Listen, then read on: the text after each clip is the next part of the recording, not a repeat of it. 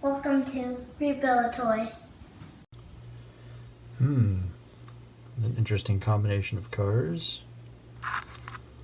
This one is Audacious. Fairly recent car.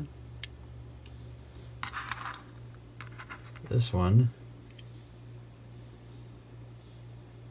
is a mid-80s Matchbox. It was a gift from Ben and Jay over at Matchbox Wheels Diecast. What do they have in common? I don't know, but we're going to take them apart and we're going to do something with them.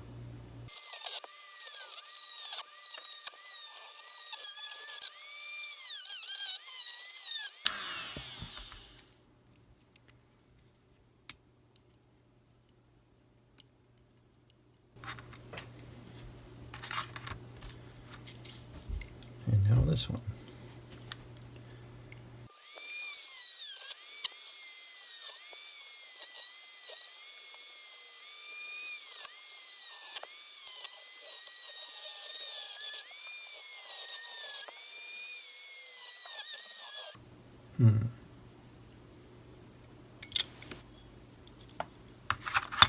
Alright, let's get the paint off these.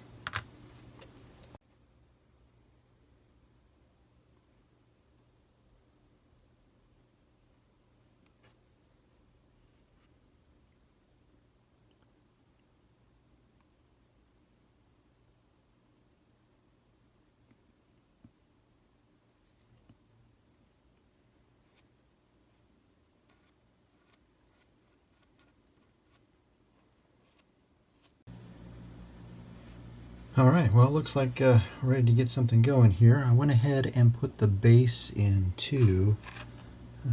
Let that kind of have some paint strip off of it because I'm pretty sure I want to paint that. Well, now I have to paint the base, but looks like it's taking a little bit longer for the paint to strip off. These are looking pretty wrinkly,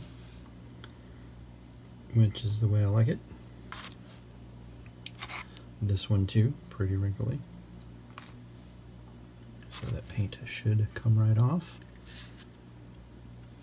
Yep, nice and easy. And we'll go after this one. Nice.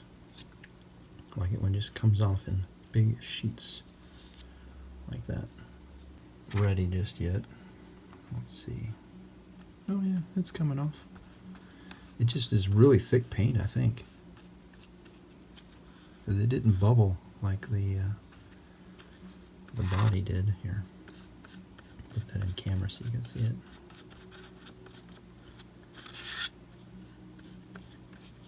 That's coming off nice. So I'm going to clean up this base and we'll see if I paint it or if I just leave it a nice bare metal. Look at the shine on the front of that. That's just with the wire wheel. Definitely was tempted to shift direction on this. I also got in here these vents really good to get the paint out of them. Almost tempted to turn this into a Zamac edition. I did hit the back really good too on that. Look at the shine on that. I think I could turn this into a really nice Zamac car, but I have something else in mind. Deleted the spoiler here in the back, and I'm going to show you. I'm going to throw an insert up here somewhere what I've got in mind. So I know it's crazy. I was searching for it. I was actually searching for custom paint colors for the Countach, and I came across that image, and I knew right then I was going to have to make a Countach wagon. So mine will not be 4-door like that picture. I'm going to leave mine 2-door, but I'm going to use the back of Audacious, hopefully, to turn this in to a station wagon or a sport wagon. We'll see how it goes. Okay, I want to kind of show you what I have in mind here is how I'm going to try and fit these two pieces together. So originally what I was going to do was just cut this pillar here, the B pillar, and just in front of the B pillar on the roof, just to give me a little extra so that I can file it down. And my thought was that that should fit in fairly well with with the roof line that's already on the car. So I can kind of fit them together and then give me some point to file back to. And then I was looking at the back, and again, I was just going to cut the C-pillars off and just attach them to the back of the car here and retain this original kind of shape. I don't know what you call that, an H shape or sideways eye, I don't know. Anyway, this kind of iconic look to the back of the Countach. And as I got to looking at it, I put the two cars together, and if I look down here, sorry it's hard to do on the camera, if I look down here, the taillights on the Audacious casting almost perfectly match the shape of the Countach in the back and the taillights, and I thought, well, it would be a shame to get rid of that. I might be able to do something with that and have a little hatch that closes. So I just used a purple Sharpie to kind of mark where I'm going to cut. So I'm going to cut much lower than I need to, all the way around over to here. And I'll have a bunch of extra metal, that's fine. I'll file it off or sand it down or whatever. But I just want to make sure that I have plenty to work with when I start putting the two parts together. So we'll see how this goes. I'm going to still cut just in front of the B-pillar, right at the base of the B-pillar here, because I don't think that I need any of the rest of this material for anything. I want to keep that roof line really low to the car, but this back section I'm going to take a little bit extra. So I'm going to do some cutting. I'm not going to do that on camera because I'm not that good at it, and then we'll see how it looks when I'm done. Alright, I believe this is where I want it to be at. The original design, they brought the roof line all the way out to the edge of the car. I would like to preserve the air intake over here on both sides. So this is, I believe, the roof line that I'm going to go for. If I can hold it together here, I'm just holding it together with my fingers. I believe that is the way it will look in the back. Again, I'm just holding this together with my fingers here, but I think that's the way it will look in the back. With the wagon, and bring it around over here. Line it all up again, and that's what it will look like from this side. So I think what I'll need to do, kind of wishing I hadn't cut that B-pillar off now, but I think what I need to do is have a pillar right here, and that's okay because my cutting kind of got a little too aggressive, I think, and got a little notch here on the vent. So I think what I'll do is put some kind of a pillar there. I've got the pieces that I removed. I should be able to glue those back on. And I just need to come up with a solution for filling all this in. So I will look around and see what I can find. And alright, with the initial glue, I just used gel glue to put it together. And so we'll see how that goes. So far the fit's pretty good. I'm liking the way everything's lining up. I think it's nice and solid. And the roof line could have been a little bit better. I'll have to file it down a little bit to level it out. But I'm pretty happy with that overall. As far as filling in the gaps, well, let's see what I can do about that. Not sure exactly what I'll do right now. I'll work on it. Anyway, that's the basic roof line, and also I'm going to have to put a pillar in there somewhere. You can see the two roofs, they're not exactly the same width, so I had to kind of taper it, and I'll have to do something. The original design that I got off the internet, they basically widened the roof all the way out, and the windows ended up being a bit more vertical. So I'm going to try to keep the original look of the car from the front. Alright, I think that's about as much damage as I can do. Added a B-pillar here. I took a piece of the roof from the donor car, which is now very chopped up, and created this B-pillar here to kind of support the roof and provide some continuity on the side of the vehicle so it doesn't just look like the roof of the car is floating around out in space there. Then here on the bottom, I sprinkled a little bit of the grindings from the work that I did from the casting, and I sprinkled that into the CA glue that I put on the seam here underneath. It's not very attractive, so I didn't want to do it on the top, but underneath I figured you're not going to see it anyway. And just to kind of strengthen the joint, add a little bit of metal into the CA glue. So we'll see how that works. I might do that again in the future. Alright, I'm going to throw some primer on it and we'll see what it looks like. Alright, so I got some primer on it.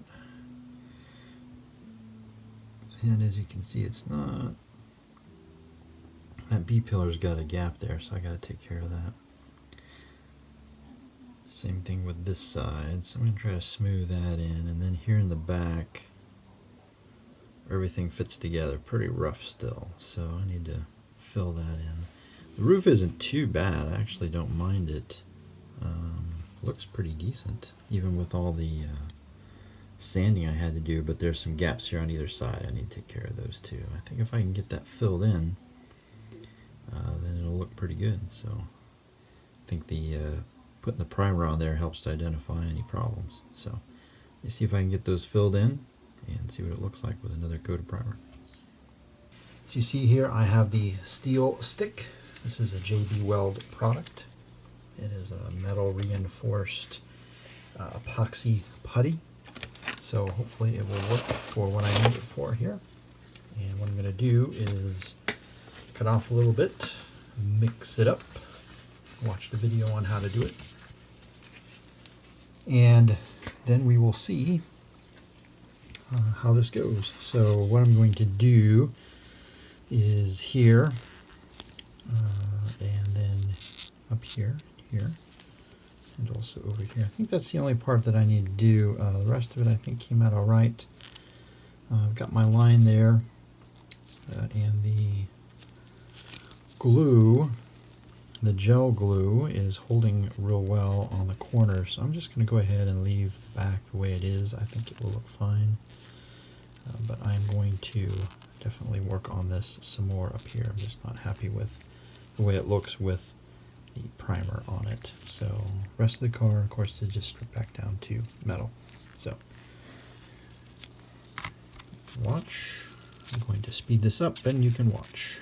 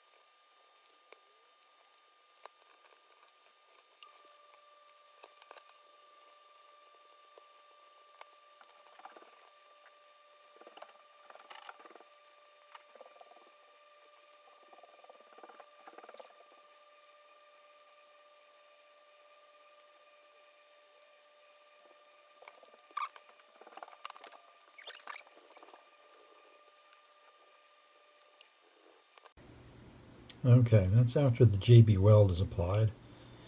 I'm hoping that that will kind of take care of the little bump that was showing up in the roof line. It looks pretty straight by the eye, but the paint's going to be the real teller there. The B pillars, they're a little bit better. I did get rid of the line. I didn't care for the body panel line that came from the donor vehicle. So that's filled in now. Same thing with the other side. I just think that the JB Weld was the wrong product for this. The working time is very short. It would be great if you were joining two pieces of metal together. It's really strong and it's very sandable. It's easy to work with, but your working time's about 5 minutes. And I just didn't have a clear plan in mind as to how I was going to do this, and I ran out of working time with the product. So I think in the future I'm going to look for something else for these kinds of projects. But it is what it is for now. I'm just going to leave it because I keep messing with this thing and end up undoing some of the work. So I think it looks good enough for this project. And so next is going to head to the paint booth. So we'll see how this turns out. Alright, so I'm building the axles. This is the original wheel and axle set that came with this car.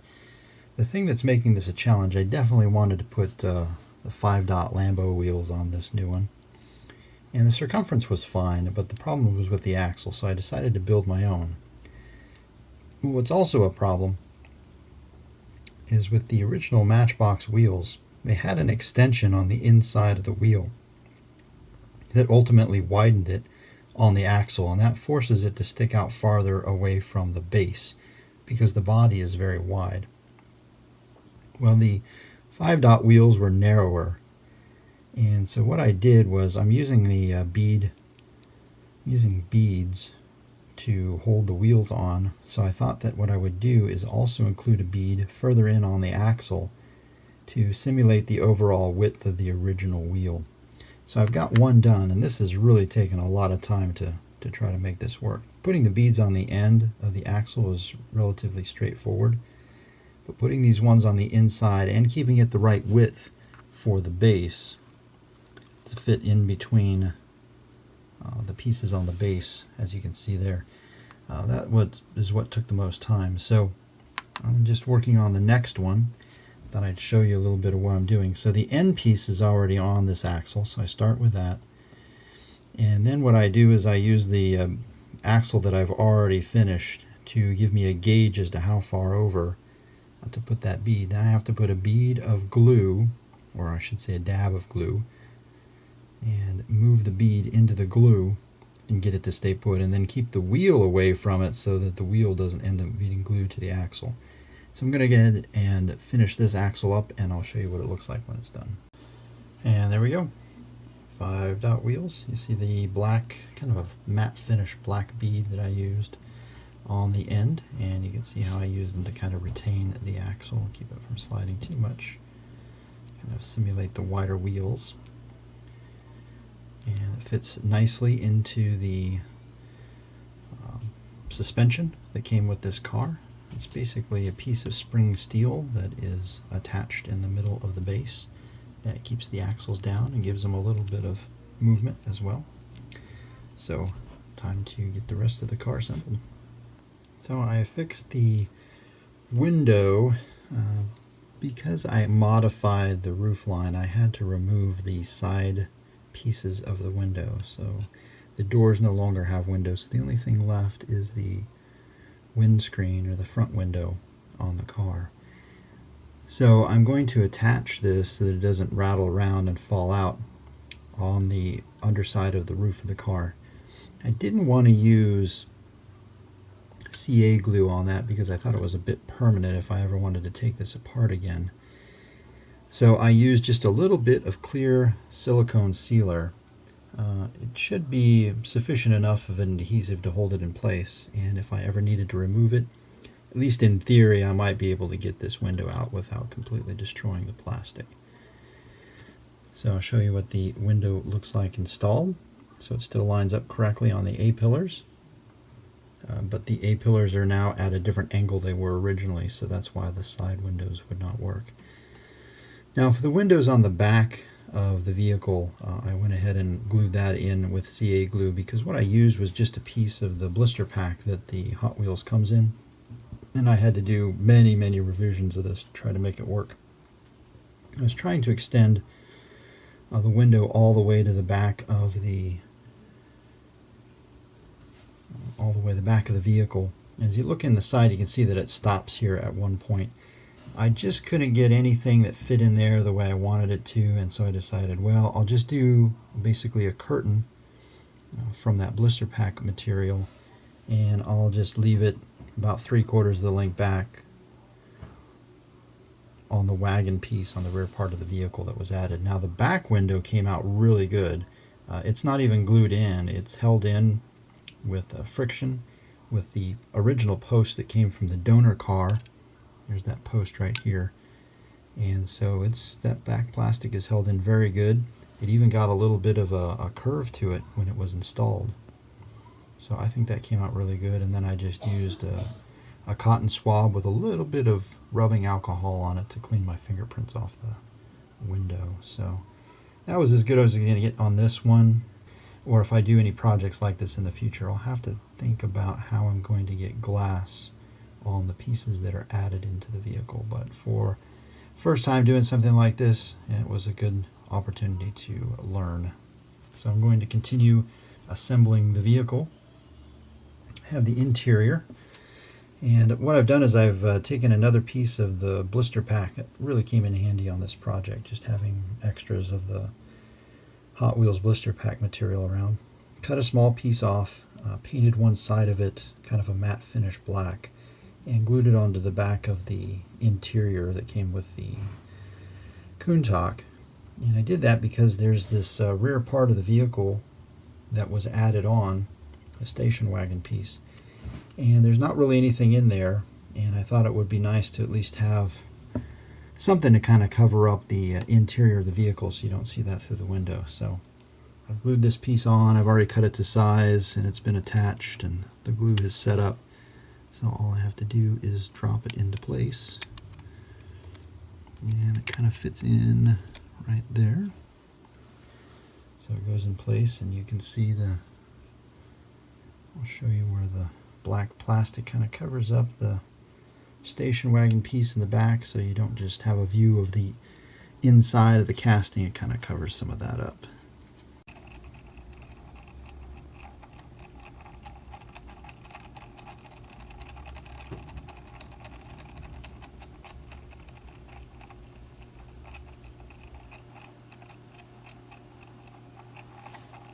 And there's the finished product.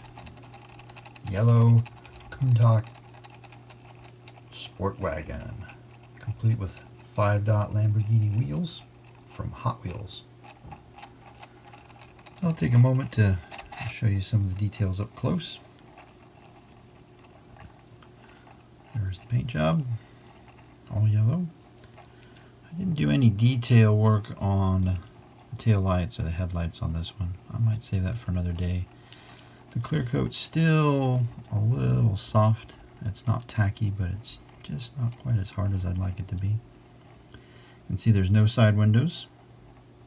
It's the original window, but I had to remove the side windows because the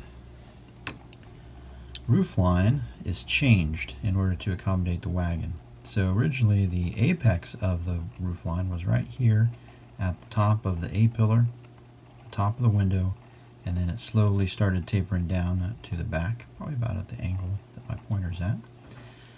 And it was flush here in the back. So in order to accommodate this wagon that was added, I had to straighten the roof line. Now it's almost parallel with the body of the car and also the ground.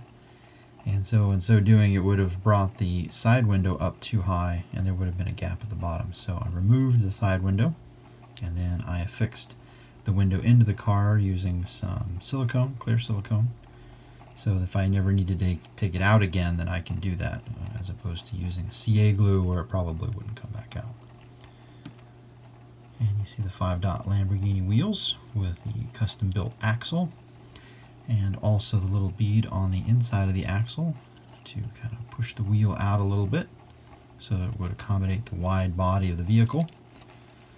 The wheels were not as wide as the original wheels that Matchbox supplied with the car. So there we go. And I just glued the base on. I didn't use screws on this one.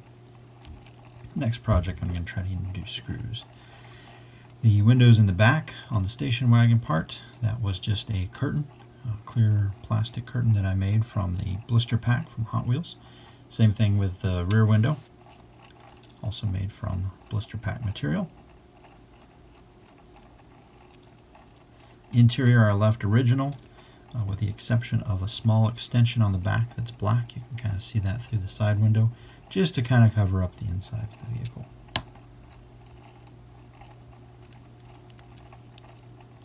And that's that. So there's a couple little things that happened with the paint here in the back. Little material that got stuck in the paint. I didn't want to repaint the entire car because of those little imperfections. perfection, so I just left that. Next time around, the axle that I used on these was the correct size diameter for the wheels, but it's thinner than the original axles, and so the axles tend to move around a little bit more inside. Probably could have used a tube and run that through, maybe a brass tube, and that would have thickened up the axles a little bit, and that probably would have fit a little bit better. But I didn't know that until I assembled it. Not sure why the base is got this little gap here, and just on the one side. Not sure what that's about. That might have been there originally, and I just didn't notice because of the original body color. Might not have been obvious. But otherwise, the point where I joined it to the B pillar here came out pretty well. I had to manufacture that with parts from the donor vehicle, and it was glued into place with some JB Weld putty. Same thing on this side. Came out pretty good. And the taper. One mistake I did make here on the roof of the wagon portion, there is kind of a track that would allow water, kind of a channel that would allow water normally to move to the back of the vehicle. You can see on the driver's side how far that channel goes forward versus the passenger side, and that was just a mistake that I made when I put the JB Weld putty on the top. What I needed to do was carve this little channel back in on the passenger side, and actually use the pointer tool that I'm using right now. I did fix that on the main vehicle. You can see where that was extended a bit on the kind of really the slot for the door, but I forgot to do that here in the back on the station wagon piece. Well, there we go. That is certainly one of the quickest grocery getters you might have. The Lamborghini Countach Sport Wagon. Combination of Matchbox and Hot Wheels vehicles mashed together into a custom design. I had a lot of fun doing this, and I appreciate you stopping by and watching the process.